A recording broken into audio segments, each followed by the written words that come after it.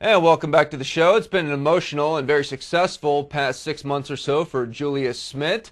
She's broken American records, NCAA records in the IMs, also placed third in the 100 free at College Station. In December, she grabbed the world short course record in the women's 400 IM at the Canada Cup, in addition to the American record in the 200 IM. And let's not forget those two medals she won at the 2008 Olympics. To talk about all that and more, we have Julia Smit joining us right now from Stanford. Hello, Julia.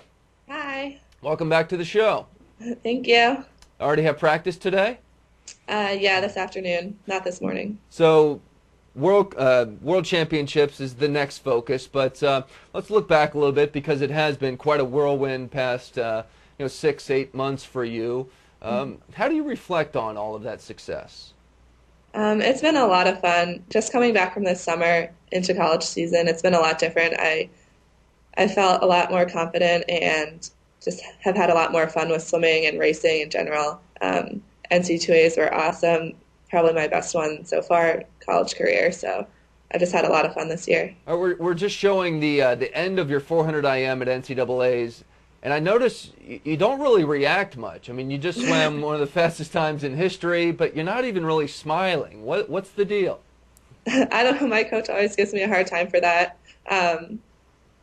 I'm not really sure. I guess maybe I'm in shock. I don't know.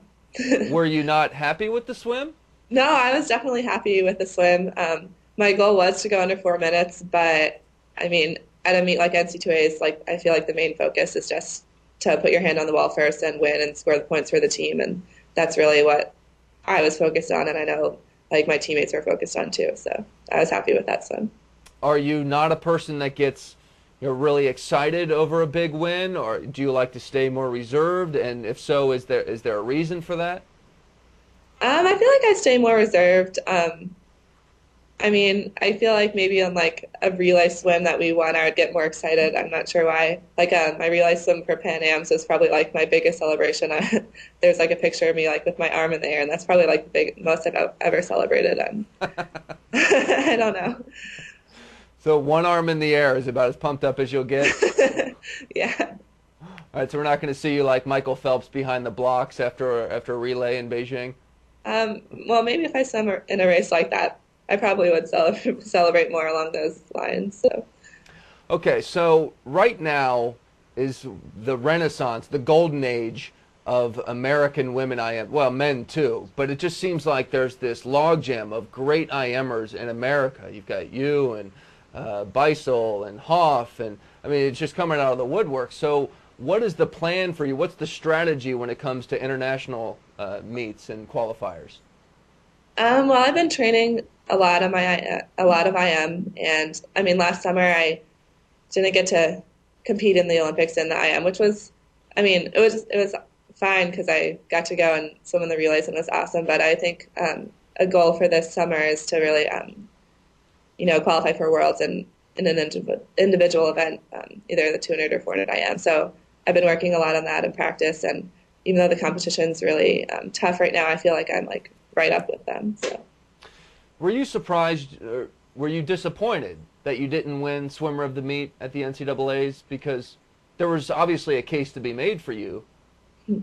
I mean, I knew that I was in the running. I don't really think that is that important. Dana had an awesome meet. She swam amazing relay splits and really helped the team while Cal win the NCAA championship, and I think everyone was really impressed with her. So, I mean, she's a senior. She's done now, so I think she definitely deserved swimmer of the meet. But next year, it's all yours, right? Yeah. You won't be so nice next year. Maybe not. So this summer, what will we see you swim individually at World Championship trials?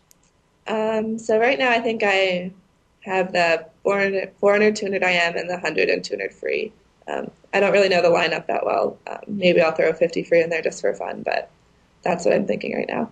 Other than freestyle, what is your best stroke? I think backstroke, I guess, used to be my best individual stroke. I haven't really swam that much of it lately.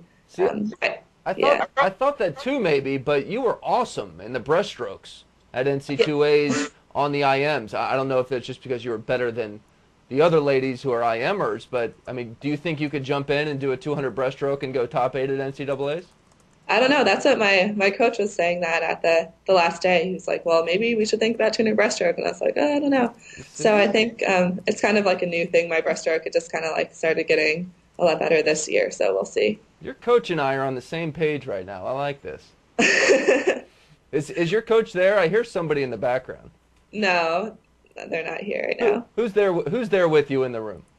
Um, Matt, he's the media guy who's in charge of kind of arranging things like this, and Mike, who's using the computer. All right. Well, tell Matt and Mike thank you for helping us get you on the show. Okay. And Jeff, we got some. It looks like we got a viewer question or two, so I want to toss it over to Jeff Cummings for a second. He's got some questions for you too. Okay.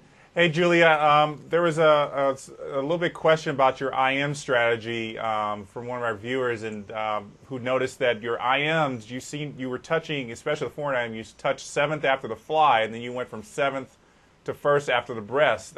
Is that usually your strategy? Yeah, I think that my fly is my weakest stroke, so I usually try not to get too tired after the fly. So it's definitely something I had to work on. Usually, like, I mean, in the past, being like last after the fly was pretty challenging, like mentally to like get back in the race. But I think after like swimming so many races, I'm pretty used to like just knowing that I'll be there in the end and like catching up on the breaststroke and the freestyle, having a strong finish. Hey, Julia, it's Peter again. I'm going to put you on the spot here. What is something about you that a lot of people don't know? Because I've heard it on deck that you're kind of quiet and shy and kind of an enigma. So tell me something that maybe just your teammates or your family knows about you that you now want to tell the world.